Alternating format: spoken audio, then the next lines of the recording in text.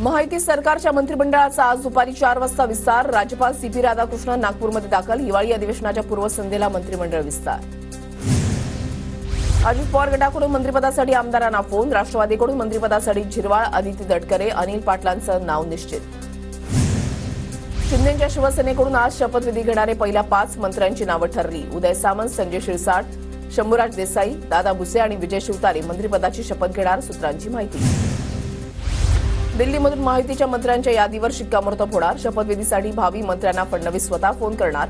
1991 नंतर प्रथमच नागपूरमध्ये मंत्र्यांचा शपथविधी. सूत्रांची माहिती. मंत्रिमंडळ विस्ताराआधी वर्षा सागर बंगल्यावर नेत्यांची गर्दी. शिवेंद्रराजे भोसले, राधाकृष्ण विखे पाटलांसह संतोष दानवे फडणवीसांना भेटले, तर दादा भुसे, संजय शिरसाटांसह अनेक नेत्यांनी घेतली शिंदेंची भेट.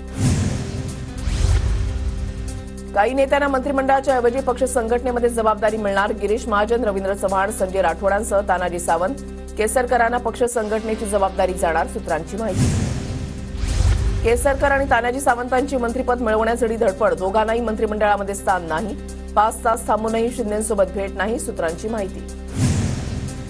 मलाईदार खात्यांसाठी महिनाभर विस्तार नाही. अधिवेशनाच्या काळामध्ये एखादा स्फोट होऊ शकतो. संजय राऊतांकडून शंका व्यक्त. मुख्यमंत्री फडणवीसांच्या स्वागतासाठी नागपूरमध्ये जय्यत तयारी. चौकाचौकामध्ये मोठे होर्डिंग्स, भगवे झेंडे आणि भगव्या रंगाचे प्रवेशद्वार. संजय राठोड यांच्या मंत्रिपदासाठी पोहरा देवीच्या धर्मपीठमध्ये महंतांची बैठक. महंत आज मुख्यमंत्री आणि दोन्ही उपमुख्यमंत्र्यांची भेट घेणार. संजय राठोड यांना मंत्रिपद देण्याची मागणी करणार. मविया नेत्यांची सकाळी 10 वाजता बैठक. बैठकीनंतर महाविकास आघाडीची पत्रकार परिषद. उपमुख्यमंत्री एकनाथ शिंदेंना मुक्तागिरी बंगला. वर्षा निवासस्थानाच्या बाजूलाचाच मुक्तागिरी बंगला शिंदेंना मिळाला. उद्योगपती मुकेश अंबानी आणि फडणवीसांमध्ये 1.25 तास चर्चा. फडणवीसांच्या सागर बंगल्यावर दोघांमध्ये बैठक. संविधानामध्ये बदल केला पाहिजे असं नेहरूंनी पत्रामध्ये म्हटलं होतं. तत्कालीन पीएम नेहरूंनी मुख्यमंत्र्यांना पत्र पाठवलं होतं. नेहरूंच्या पत्रातील उल्लेख पंतप्रधान मोदींनी संसदेमध्ये वाचला. काँग्रेसच्या एका कुटुंबानं संविधानाला धोका पोहोचवण्यात कोणतीही कसर बाकी ठेवली नाही. 75 वर्षांपैकी 55 वर्ष एकाच कुटुंबाची सत्ता. या कुटुंबाची कुविचार, कुनीती, कुरीतीची परंपरा. पंतप्रधान मोदींचा गांधी कुटुंबावर घणाघात. काँग्रेसनं आणीबाणी लादली ते पाप त्यांच्या डोक्यावरून कधी धुतलं जाणार नाही. पंतप्रधान मोदींचा लोकसभेत संविधानावरील चर्चेदरम्यान काँग्रेसवर हल्लाबोल. जातनिहाय जनगणना हवी. सरकारनं कुणाकुणाचा अंगठा कापला हे समजेल. आरक्षणाची 50% मर्यादा आम्ही तोडणार. राहुल गांधी यांचा इशारा. स्वतःची खुर्ची वाचवण्यासाठी इंदिरा गांधींनी आणीबाणी लागू केली. पंतप्रधान मोदींचा हल्लाबोल. इंदिरा गांधींनी खुर्चीचा गैरवापर केल्याचीही टीका. जुमला शब्दाशिवाय काँग्रेस कधीच जगू शकत नाही. गरिबी हटाव हा काँग्रेसच्या 4 पिढींचा जुमला. गरिबी आणि गरिबांना काँग्रेसनं फक्त टीव्हीवर पाहिलं. नरेंद्र मोदींचा काँग्रेसवर हल्लाबोल. भारताच्या संविधानाबद्दल एक वाईट गोष्ट आहे की यात काहीही भारतीय नाही. ज्या नेत्याची तुम्ही पूजा करता त्यांनी हे म्हटलं होतं. एका हातामध्ये संविधान, दुसऱ्या हातामध्ये मनुस्मृती घेत सावरकरांच्या भूमिकेबद्दल बोलत राहुल गांधींचा सरकारला सवाल. आरएसएसनं नेहमी मनुस्मृतीची तळी उचलून धरली. राहुल गांधींची टीका. तर संविधान आमचा आवाज आहे. संविधानामध्ये प्राचीन भारताचे विचार. राहुल गांधींचं लोकसभेत वक्तव्य.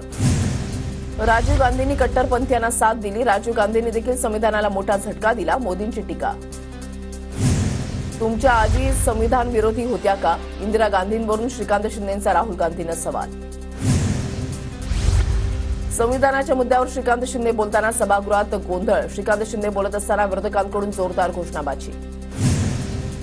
मोदी संसदेमध्ये नवीन काही बोलले नाही तर मोदींचं भाषण कंटाळवाणं. प्रियंका गांधी यांची पंतप्रधान मोदींच्या संसदेमधल्या भाषणावर टीका. शाखा प्रमुख आणि नगरसेवकाच्या पातळीचं मोदींचं भाषण होतं. पंतप्रधान मोदी फक्त ब्लेम गेम खेळत होते. मोदींच्या संसदेमधल्या भाषणावर खासदार प्रणिती शिंदेंची टीका.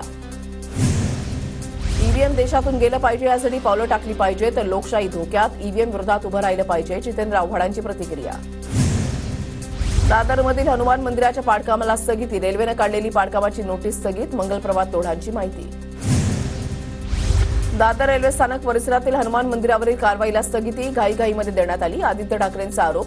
भाजपचा निवडणुकीपुरतेचं हिंदुत्व ठाकरेंनी समोर आणल्याचाही दावा.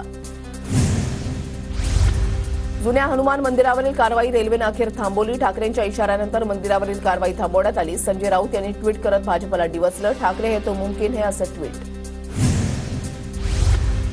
दादर रेल्वे स्थानकाजवळच्या हनुमान मंदिरामध्ये किरीट सोमय्यांनी घेतलं दर्शन. सज्जाद नोमानी बरोबर प्रचार केला ते नकली भक्त. हनुमान चालीसा म्हणा यांना जेलमध्ये टाकलं. त्या उद्धव ठाकरेंना काय अधिकार? किरीट सोमय्यांचा सवाल. दादर रेल्वे स्थानक परिसरातील हनुमान मंदिरासमोर ठाकरे गट आक्रमक. किरीट सोमय्यांना ठाकरे गटाच्या कार्यकर्त्यांचा विरोध. मंदिराबद्दल बोला, ठाकरेंवर टीका करू नका, कार्यकर्ते आक्रमक. आदित्य ठाकरेंकडून दादरच्या हनुमान मंदिरामध्ये महाआरती. महायुतीच्या नेत्यांकडूनही आरती झाल्यानंतर ठाकरे गटाकडून महाआरती. आदित्य ठाकरेंनी केलेल्या महाआरतीनंतर हनुमान मंदिर परिसरात जय शिवराय जय भवानीच्या घोषणा. मंदिराला खरा धोका भाजपपासून. भाजपला महाराष्ट्रावर, मंदिरावर आणि इथल्या लोकांवर बुलडोझर फिरवायचा आहे, आदित्य ठाकरेंचा आरोप. जुनी मंदिरं न्यायालयाच्या निर्णयानुसार वर्गवारीतून नियमित करता येतात. रेल्वे प्रशासनाशी चर्चा करून निश्चित मार्ग काढू. दादरच्या हनुमान मंदिर प्रकरणावर देवेंद्र फडणवीसांची प्रतिक्रिया. मस्साजोग हत्या प्रकरणाचा तपास सीआयडीच्या ऐवजी एसआयटीकडून करावा. आमदार सुरेश धस यांची मुख्यमंत्री फडणवीसांकडे पत्राद्वारे मागणी. बीडमध्ये संभाजीराजेंनी संतोष देशमुख यांच्या कुटुंबियांची भेट घेतली. इथल्या आमदाराला मंत्री करू नका, अजित पवारांना विनंती. धनंजय मुंडेंचं नाव न घेता संभाजीराजेंची मागणी. परिवाराला न्याय मिळेपर्यंत इथे मंत्रिपद नको अशी भूमिका. सरपंच संतोष देशमुख हत्याप्रकरणी बीडमधील मस्साजोग गाव 6व्या दिवशी कडकडीत बंद. फरार असलेले 4 आरोपींच्या अटकेसाठी ग्रामस्थ आक्रमक. केज पोलीस ठाण्याचे पोलीस निरीक्षक प्रशांत महाजन सक्तीच्या रजेवर. सरपंच संतोष देशमुख हत्या प्रकरणामध्ये कारवाई. काही दिवसांपूर्वी मस्साजोग गावचे सरपंच संतोष देशमुखांची अपहरण करून हत्या. संतोष देशमुखांच्या हत्येनंतर धाराशिव पोलीस अलर्ट मोडवर. पोलीस अधीक्षक संजय जाधवांची जिल्हाभरातील पवनचक्की कंपन्यांच्या प्रतिनिधींसोबत बैठक. मस्साजोगचे सरपंच संतोष देशमुखांची पवनचक्कीच्या वादातून हत्या.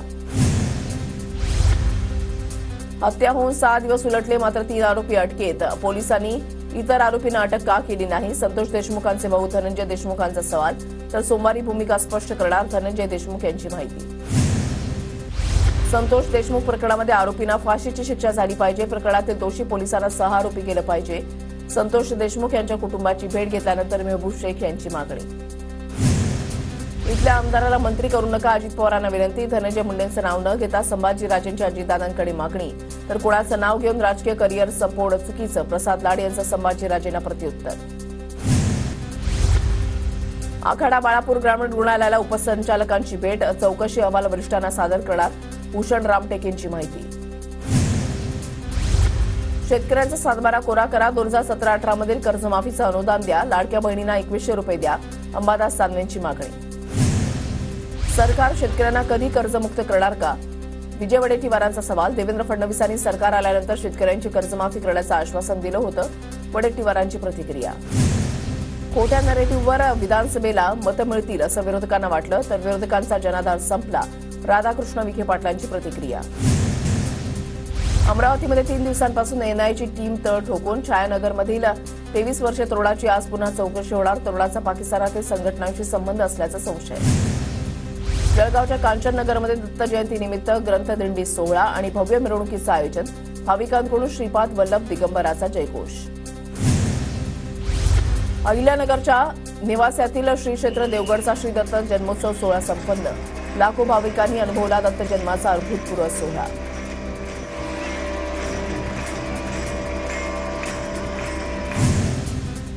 सांगलीच्या श्री क्षेत्र औदुंबरमध्ये श्री दत्त जयंती उत्साह संपन्न. भाविकांची अलोट गर्दी. श्रीपाद वल्लभ दिगंबराच्या गजरामध्ये भाविक दंग. सोलापूरच्या करमाळ्यामधल्या कोटीमध्ये दत्त जयंती उत्सव सोहळा भक्तिमय वातावरणामध्ये संपन्न. दर्शनासाठी भाविकांची गर्दी.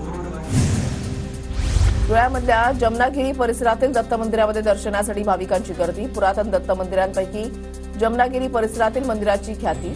दत्त जयंतीनिमित्त भाविकांना फराळ आणि प्रसादाचं वाटप.